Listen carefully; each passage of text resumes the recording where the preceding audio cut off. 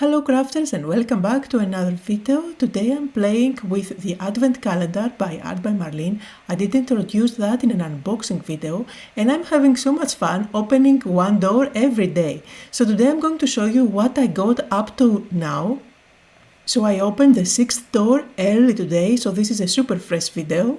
And first of all, on the first door you do get this lovely calendar that stands on its own, and on every page you do get a calendar for the month along with an empty space where you can play with your stamps, the dies or whatever is included in the advent calendar, as well of course add whatever you have in your stash.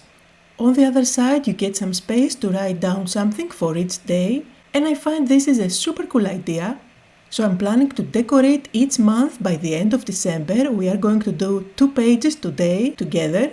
And I'm keeping this calendar on my desk just next to my monitor so I can browse it throughout the year.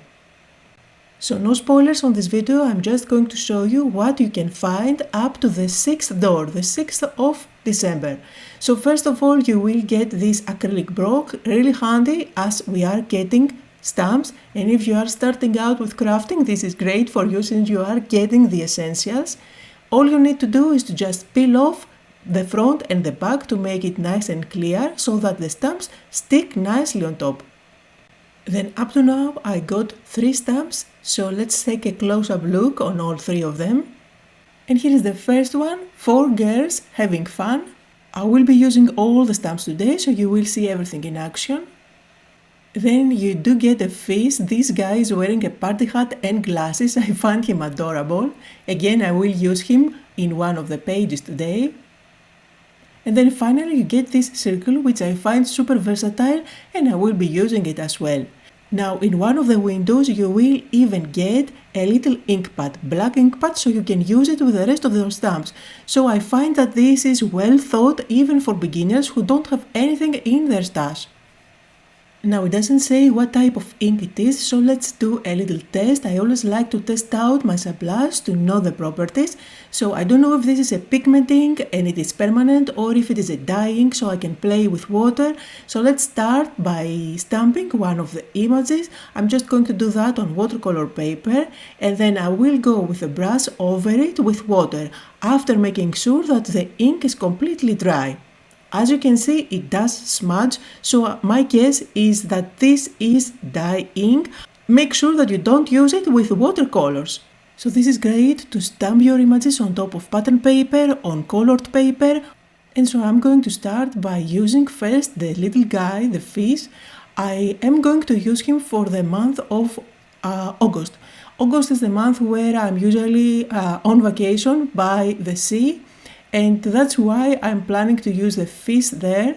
I will start by creating a background with my dye inks. I'm starting with Cerulean Blue. I'm going to blend some on the empty space. And you can see that the cardstock takes that ink beautifully. It is thick paper and I'm going to do a test in a bit. I will add some water. Normally my dye ink reacts with water, but it really depends on the surface that you do the technique. So let's see if that works here. This is just water. I'm adding some splatters. I'm going to let them stay there and react with the ink for a few seconds and then I'll just blot the excess with my paper towel and you can see that it works beautifully. And now it's time to do some stamping. For that I'm going to use my shadow ink from my own dye ink collection, but you can definitely use the dye ink that is included in this advent calendar. I just like my bigger ink pad just because it is easier to ink up the stamp, but if you don't have an option then you can definitely go with the ink cube that is included in the advent calendar and you will get the exact same results. Now for my next image I want to play with watercolors, so dye ink doesn't play well with watercolors. You need a permanent ink to stamp your image, that's why I'm moving to pigment ink. And I'm stamping my little fish on watercolor paper. Before I move on and start coloring, I will make sure that this ink is completely dry, that's why I'm going to quickly heat it with my heat gun. and then I will move on and use my watercolor markers. Now actually these are the real brush pens, they work as watercolor markers, so you need to make sure that if you use this type of medium, the ink is permanent. But you can definitely go with any type of coloring that you prefer. And let's chit-chat a little bit while I'm coloring my fish. This is the last Mixed Media Tuesday of the year. I need to take a break so that I can take things slow so that I can enjoy the holiday season with my family. I do have some videos already scheduled, so the channel is not going to die, mainly some card making videos, as well as some mini art journals that I usually share on weekends. These are actually the reels that I share on Instagram, so I will make sure to share them here as well.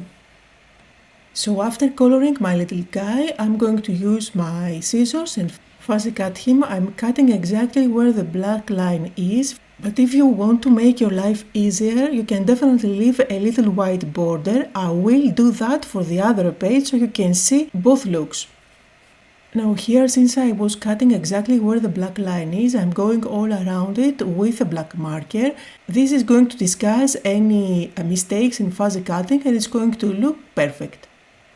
Let's add some extra details on the background. I'm using my Elements background stamp set and I'm going to stamp the little one which has lots of numbers, and in a couple of areas again I'm using my black dye ink. You can use the dye ink that is included in the advent calendar, definitely.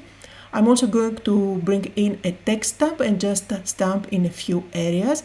This is just to make the background look more interesting, add some visual texture back there. And you can always open up the calendar and work on the page separately, just like I did here, so that it's not bulky and you can stamp easier. You know I love splatters, so I'm going to add some with the same ink color that I used for the background. This time I'm going to allow the splatters to fall where the calendar is, and I will make sure to add a little bit of that blue color on the other page as well, so they are matching. I'm not going to cover up completely that page. I don't want to overwhelm it with color or stamping or anything, since I want this to be usable, as I will use it actually during the year. And again here I'm going to add some splatters, and although they do add some interest, they don't overwhelm the page. And now it's time to stick him down. I'm using my matte glue at the back. I'm going to place him on top of the page, and then to finish it off I will add some white details with my gel pen. The fun part with this page is that this guy is wearing a party hat plus glasses, and on August that I'm making the page, not only we go for vacation at the sea, but it is my husband's birthday, who is wearing glasses, so I think it is appropriate for this month. As you know, I always like to add a little quote on my pages, so for this one I went with "I need vitamin C." You can print out your quotes using your printer, your desktop printer. I like to use my label maker since I find it super handy, and I have two refills. One that gives me white letters on top of black background, and another one that gives me black letters on top of white background, and I interchange them depending on the colors of my page. So here I'm going with a white background. I'm going to write down what I need, cut it out and stick it down. I have this label maker for so long and I find it super handy. Also, there are different widths of this refill, but I have the white one, which is too white for my liking. However, I'm determined to use all of it, so I just use my scissors to cut it out and make it smaller. Another good thing about those refills is that they have a separation along the center of the back, which makes it super easy to peel them off. So anyway, I'm just going to stick them down. I like to make my quotes in 2 or 3 lines if possible, and then with a black marker I'm going to outline it just like I always do. I find that this little calendar is such a lovely project and quick project for the days of December, so I cannot wait to see what is included in the rest of the boxes, and it is an ongoing project for me during December. I will share what pages I am doing on my Instagram account, and maybe if you want to I can do a flip through at the beginning of January, so you can see how all the pages of every month have turned out. Now let's decorate another month, and this one is January. For this one I'm going with Cerulean Blue at the top and with Nature Green at the bottom, trying to design kind of a scene, a landscape scene there.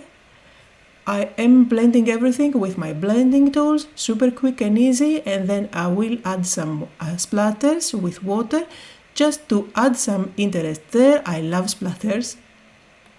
Now I'm going to move on and do some stamping, just like I did on the other page. I like to repeat different design elements on all the pages. This way the whole calendar is going to have the same look and feel, and it's going to look coherent. And this is why for the whole calendar I'm going to stay true to Art by Marlene's style. I will use whatever I have in my stash or whatever comes up in the next doors of the Advent calendar. But I wish we could get this calendar separately. I hope Marlene is listening to this as well as Studio Light. I think it is a great gift. If you get a bunch of those, you can decorate it depending on the style of the recipient, if they love vintage, if they like clean and simple, depending on their hobbies or what they do every month. I could make definitely one for my kids to have on their desk. I could make one for my mom. I know exactly what style I would go for each and every one of those different people.